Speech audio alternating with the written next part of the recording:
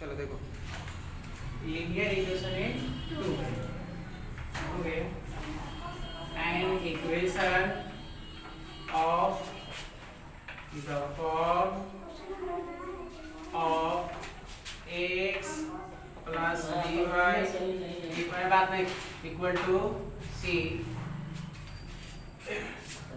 where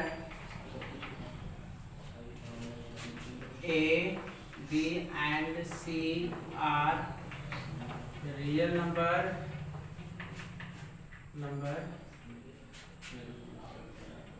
is called linear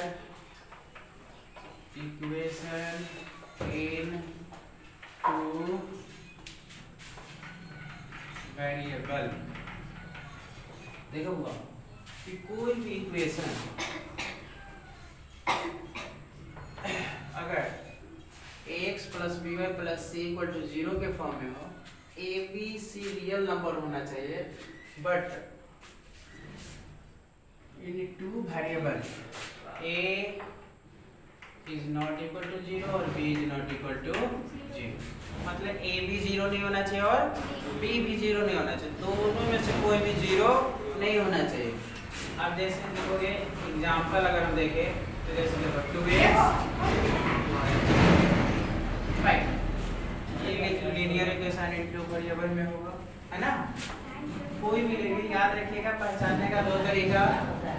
पहला हम इसको लीनियर क्यों बोलेंगे, क्योंकि जब भी इसका ग्राफ खींचेंगे तो कैसा ग्राफ होगा, स्ट्रेट लाइन होता है, स्ट्रेट लाइन होता है ग्राफ, इसलिए इसको बोलते हैं लीनियर। लीनियर का मतलब लाइन, ठीक है। दूसरा है कि टू वेरिएबल, वेरिएबल कौन कौन है, एक्स एंड वाई, इसीलिए इसको टू वेरिएबल बोलते हैं। अगर वन होता तो वन वेरिएबल बोलते हैं, ठीक है। अगर थ्री होता तो थ्री वेरिएबल बोलेंगे। ये कितना लीनियर इक्वेशन है, बट कितने वेरिएबल है, टू वेरिएबल। वन वेरिएबल में भी हो सकता है, ये कितने अगर हम यहाँ लिख देते हैं 2x इक्वल टू मान लो 5, अब यहाँ तो y नहीं है, तो ये भी लीनियर इक्वेशन है but in one variable, two variable में नहीं हो।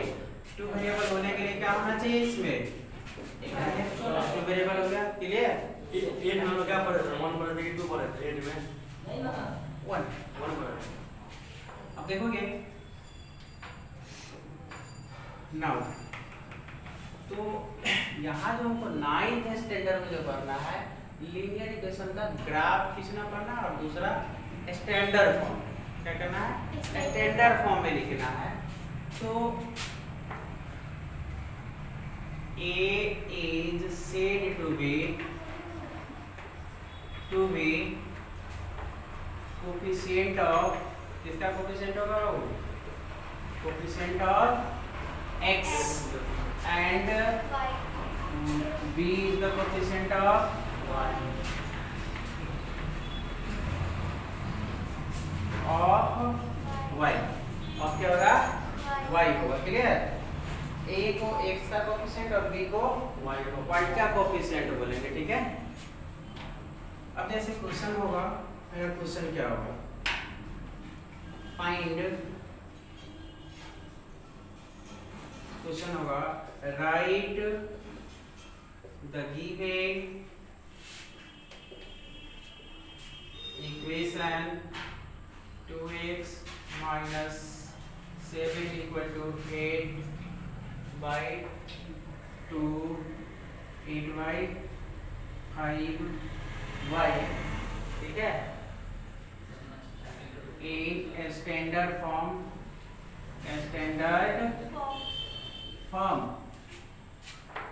and find a b and c।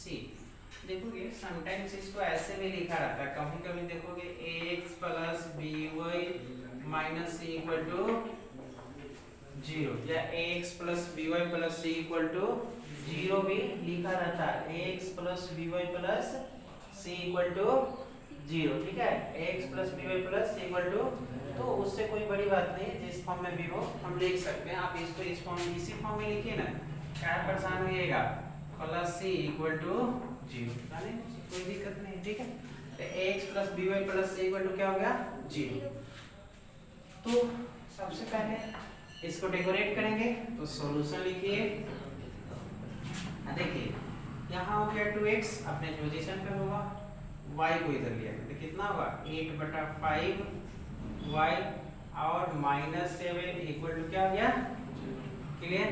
हम यहाँ से डायरेक्ट लिख सकते हैं, a की जगह पर कितना होगा 2, b की जगह पर कितना -8/5 और c की जगह पर -7, क्योंकि स्टैंडर्ड फॉर्म के अकॉर्डिंग सब में प्लस साइन है ना। तो here a इक्वल टू क्या होगा 2, b की जगह पर कितना होगा -8/5 और c इक्वल टू -7। ऑलराइट, बस सिंपल सी बात है, इतना क्लियर है।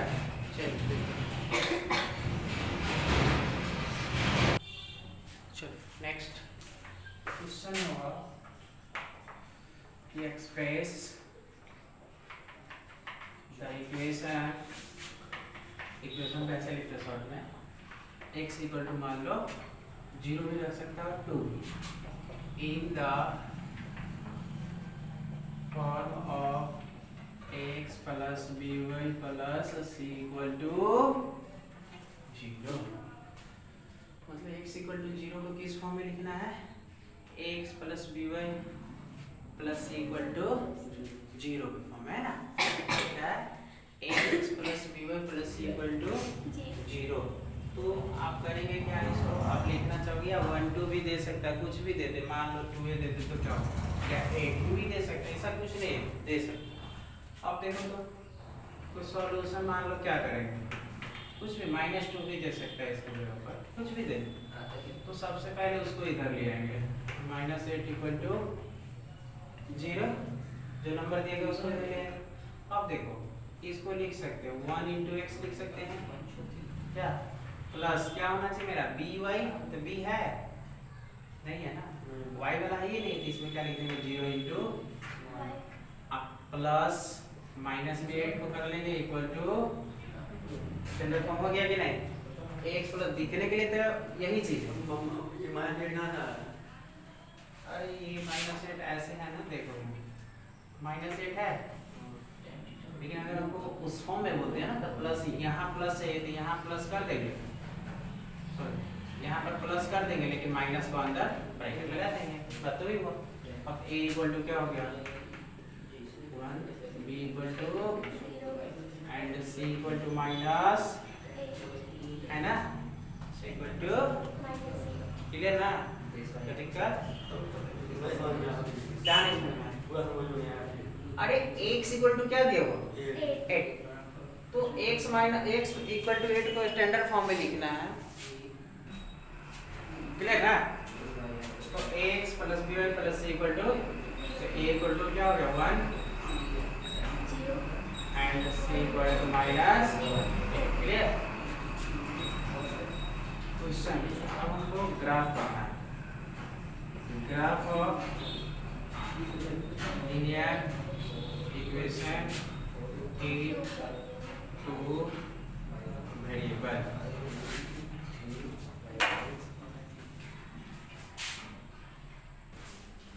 देखो graph of linear equation in 2 है, वेरी सिंपल क्वेश्चन है, क्वेश्चन से ले लेते हैं। ड्रा द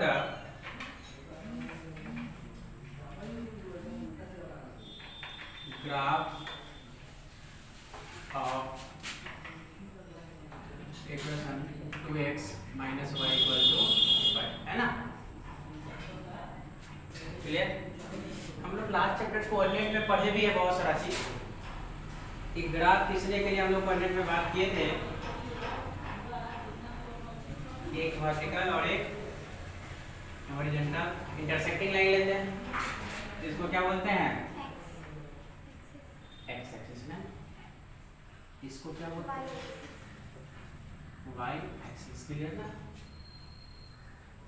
ये भी हम बात किए थे कि इधर x प्लस होता है माइनस होता है, माइनस को हम लोग x डैश भी लिख सकते हैं ना, इधर y प्लस होता है, इधर y डैश करते हैं, y प्लस भी कर सकते हैं, ठीक है। चलो अब किसी भी इक्वेशन का अगर हमको ग्राफ खींचना है तो ग्राफ पेपर तो हो गया मेरे पास।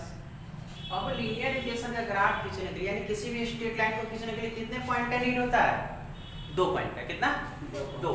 तो हम लोग सबसे पहले उसको इधर लिखते हैं 2x minus y equal to 5। x या किस y को इधर रखेंगे, बाकी को उधर रख देंगे। अगर हम इसको सॉल्व करेंगे तो 2x इक्वल टू क्या हो जाएगा 5 प्लस होगा कि नहीं 5 प्लस, तो x इक्वल टू क्या होगा मेरा बटा 2। अब कोशिश करना है कि जितना छोटा से छोटा हो और होल नंबर में रिजल्ट है। इधर x हो गया और इधर हमको क्या करना है 2 ही पॉइंट कहोगे सर 2000 पॉइंट ले सकते हैं। हाँ आप इनफाइनाइट पॉइंट लोगे फिर भी ग्राफ का शेप सेम होगा। कोशिश क्या करना है स्मॉल रिजल्ट है और कंप्लीट है। अब जैसे पुट करने के लिए हम 2 पुट कर सकते थे 2 + 5 कितना होगा 7 को 2 से डिवाइड करेंगे तो 3 पॉइंट। ये भी बहुत अच्छी बात है लेकिन डेसिमल में आगे कोशिश करना है हमको डेसिमल से बचना है। अगर हम यहाँ पर 1 डाल देते y के जगह पर तो 6 कितना बचे 6 y इक्वल टू कितना 1, तो x का वैल्यू कितना हो जाएगा 5 प्लस 1/2 कितना होगा कितना हो गया 3। फिर नाउ अब कुछ और ले लो, ले सकते -1 भी तो ले सकते हैं, -1 ले लीजिए y इक्वल टू -1 लेंगे तो कितना हो जाएगा 4/2 तो 2। हमारा मैक्सिमम कितना है 3, तो यहाँ 4 तक ले लेंगे तो देखिए 1 2 3 4, ये -1 -2 -3 और ये -4 1 2 3 and 4 -1 -2 -3 -4। हालांकि थोड़ा एक चर्चा कर लेते हैं ज़्यादा अच्छा है कि इक्वेशन अभी हम आपको बताएं कि लीनियर इक्वेशन का मतलब स्ट्रेट लाइन का है ना, तो ये भी तो स्ट्रेट लाइन है x एक्सिस से स्ट्रेट लाइन, तो फिर इसका इक्वेशन क्या होगा कोई भी स्ट्रेट लाइन है तो उसका इक्वेशन होगा। ये किसका इक्वेशन है स्ट्रेट लाइन का। तो इक्वेशन ऑफ अगर हम x एक्सिस की बात करें बाबू तो y इक्वल टू क्या होगा 0, y इक्वल टू अगर हम इक्वेशन ऑफ y एक्सिस की बात करेंगे तो क्या होगा x इक्वल टू 0। क्या होगा क्वेश्चन डायरेक्ट पूछता है इक्वेशन ऑफ x एक्सिस क्या होगा तो y equal to 0, equation of y axis क्या होगा तो x equal to 0। Clear. Equation of y axis क्या होगा x equal to 0, equation of x axis क्या होगा y इक्वल टू। अब चलिए इस दोनों पॉइंट को क्या करना है प्लॉट करना है। प्लॉट मतलब उस पे जैसे हम लोग कोऑर्डिनेट भी किए x मेरा कितना 3 और y कितना है। अब आप देखो x 3 और y 1 इसमें आएगा अप्रोक्सीमेटली यही ना होगा जी। उसके बाद देखो ये इसका पॉइंट का लिख दीजिएगा x3 और y x3 और y है ना। पॉइंट क्या बनेगा मेरा 3 and 1, इसका पॉइंट क्या बनेगा 2 and -1, तो x2 y -1 कहाँ हो गया लगभग यहाँ अप्रोक्स आएगा तो 2 and -1। अब क्या करना है हमको इसको ज्वाइन कर देंगे और इसको भी स्ट्रेट लाइन आगे बढ़ा देंगे। ठीक है काम इतना ही होगा लेकिन थोड़ा सा इसको ऐसे टर्न करेंगे अच्छा लगेगा। लिखेंगे कौन इक्वेशन का ग्राफ खींचे हो आप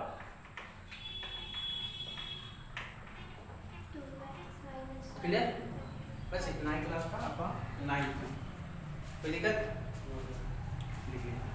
तो मतलब जो y की जगह आप लिए हम लोग कुछ भी ले सकते हो y। हाँ you are free to put any value of y in any equation but you will care the value of x is approximately less मतलब 0 से 5 तक मतलब रेंज होना चाहिए कि भाई -5 से 5 के बीच में ही हो।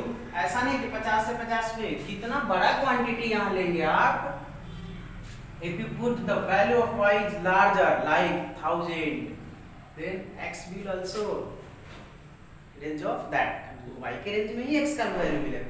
अगर मान लो हम यहाँ 5000 लिखेंगे तो 5000 बटे लगभग 25, तो इसका मतलब ये पॉइंट जो है कहाँ तक जाएगा 5,000 तक जाएगा। तो हमारे पास तो उतना बड़ा पेज नहीं होता, या तो बड़ा क्वांटिटी का लेंगे तो फिर वो रिजल्ट थोड़ा सा कम होगा। इसलिए कोशिश करना है कि स्मॉल से स्मॉल, छोटा कोशिश करना है, बोले ना इसका रेंज किसके बीच में लेना, माइनस कोशिश करना है कि इसके बीच में आ जाए। नहीं आएगा तो लास्ट में डेसिमल लगा लेंगे, लेकिन जितना ये कम हो उतना ठीक है। बिल्कुल। अच्छा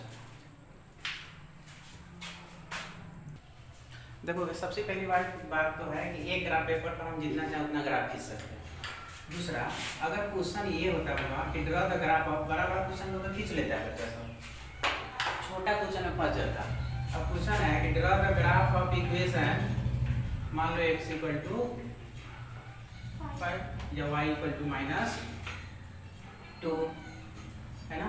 तो सबसे पहले देखो तो x इक्वल टू 5 किसके रिस्पेक्ट में जाएगा, y एक्सिस के, है ना।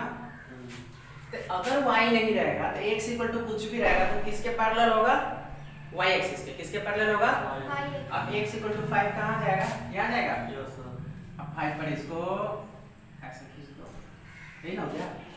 तो यहीं पे ले लीजिए ग्राफ, है ना। मान लो y इक्वल टू -2 लेना है, -2 हो गया। y इक्वल टू 3 लेना है, 1 2, x इक्वल टू मान लो 1 लेना है। बात समझे, कोई दिक्कत है। तो x इक्वल टू अगर a है तो यह किसके पैरेलल होगा, बोलो, और यह y इक्वल टू अगर b की दे दिया तो पैरेलल टू x एक्सिस, ठीक है ना। ओके, लिखिए।